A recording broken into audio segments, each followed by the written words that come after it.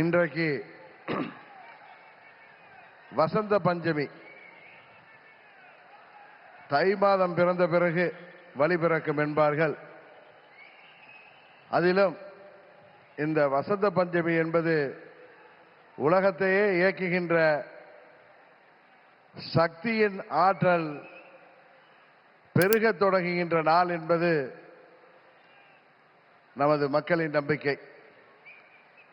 இந்த வசந்த பஞ்சமி அன்றைக்கு தமிழ்நாட்டிற்கு வருகை புரிந்திருக்கின்ற, தமிழ்நாட்டில் ஆட்சி மாற்றத்தை உருவாக்கி மீண்டும் மக்களாட்சியை உருவாக்குவதற்காக வருகை புரிந்திருக்கின்ற இந்தியாவின் பிரதமர், நமது தேசிய ஜனநாயக கூட்டணியின் தேசிய தலைவருமாகிய மாண்புமிகு பிரதமர் அவர்களே,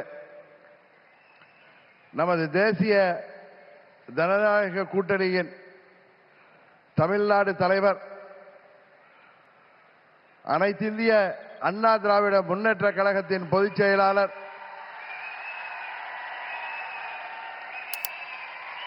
மாண்புமிகு எதிர்க்கட்சி தலைவர், பெரும் மதிப்பிற்குரிய திரு எடப்பாடி கே பழனிசாமி அவர்களே,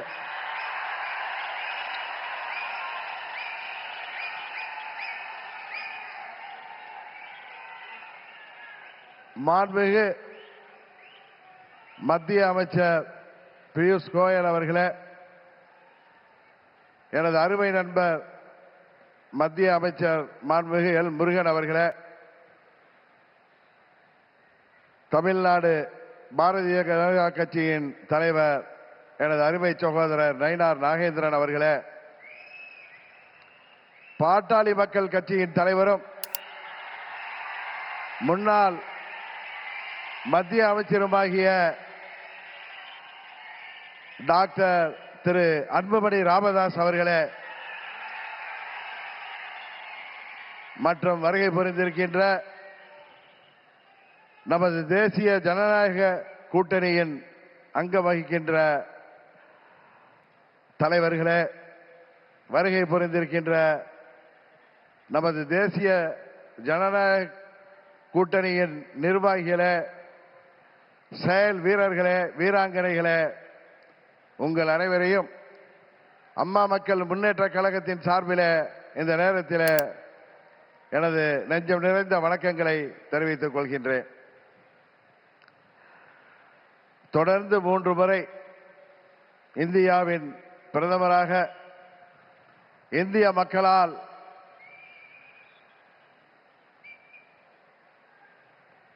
ஏற்றுக்கொண்டு இந்தியாவை உலக அரங்கிலே ஒரு சிறந்த இடத்திற்கு உயர்த்தி கொண்டிருக்கின்ற பாரத பிரதமர் அவர்கள் தமிழ்நாட்டிலே நடைபெற்றுக் கொண்டிருக்கின்ற இந்த மக்கள் விரோத குடும்ப ஆட்சியை முடிவுக்கு கொண்டு வர வேண்டும் என்கிற ஒரே நோக்கத்தோடு அம்மா மக்கள் முன்னேற்ற கழகம் இந்த கூட்டணியிலே வர வேண்டும் என்று அவர்கள் விரும்பினார்கள்.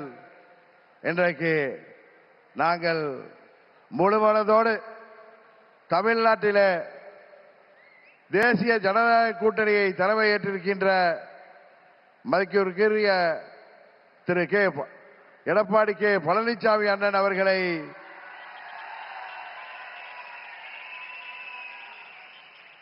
முழுமனதோடு ஏற்றுக்கொண்டு வந்திருக்கிறோம்.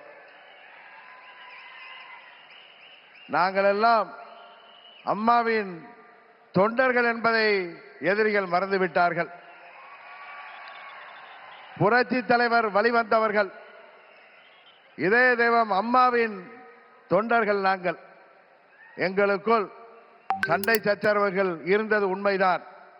ஆனால் தமிழ்நாட்டின் நலனை கருதியும் அம்மா மக்கள் முன்னேற்ற கழகத்தின் நலனை கருதியும் மாண்புமிகு பிரதமர் அவர்களின் அழைப்பை ஏற்று நாங்கள் எங்கள் மனதிலே இருந்த எல்லா கோபதாபங்களையும் விட்டுவிட்டு 21 நம்மால் முடியாமல் போன அம்மாவின் ஆட்சியை உறுதியாக தமிழகத்திலே ஏற்றிட உருவாக்கிட எந்த ஒரு மனமாச்சரியமும் இன்றி, எந்த ஒரு தயக்கமும் இன்றி, எந்த ஒரு குழப்பமும் இன்றி, சில பேர் சொல்கிற போல எந்த ஒரு அழுத்தமும் இன்றி அம்மா மக்கள் முன்னேற்ற கழகம் இந்த கூட்டணியிலே எங்களை இணைத்துக் கொண்டிருக்கின்றோம். இந்த கூட்டணியின் வெற்றிக்காக அம்மா மக்கள் முன்னேற்ற கழகத்தின் ஒவ்வொரு தொண்டரும் தமிழ்நாடு முழுவதும் அயராது பாடுபடுவான் என்கிற உறுதியை மாண்புமிகு பிரதமர் அவர்களுக்கும் எதிர்க்கட்சி தலைவர் மாண்புமிகு எடப்பாடி பழனிசாமி அவர்களுக்கும் இந்த நேரத்தில் நான் சொல்லிக் கொள்கிறேன். ஒரு விஷயத்திலே எதிர்ப்பதென்றால் அதிலும் உறுதி, ஆதரிக்க வேண்டும் என்றால் அதிலும் உறுதியாக இருக்கக்கூடிய தன்மையை அம்மா அவர்கள் எங்களுக்கு கொடுத்திருக்கிறார்கள். ஒரே குடும்பத்தைச் சேர்ந்தவர்கள், பங்காளிகளாக இருந்தவர்கள் நாங்கள். எங்களுக்குள் இருந்த சண்டையால் பிரிந்து இருந்தோம் என்பது உண்மை.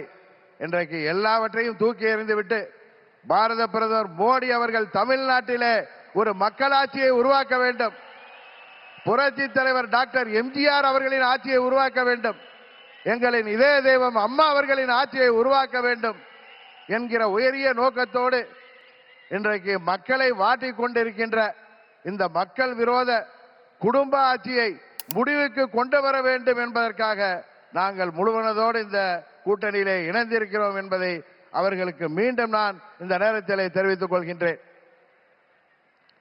இன்றைக்கு தமிழ்நாடே ஒரு கொலை நாடாக, கொள்ளை நாடாக மாறி கிடக்கிறது.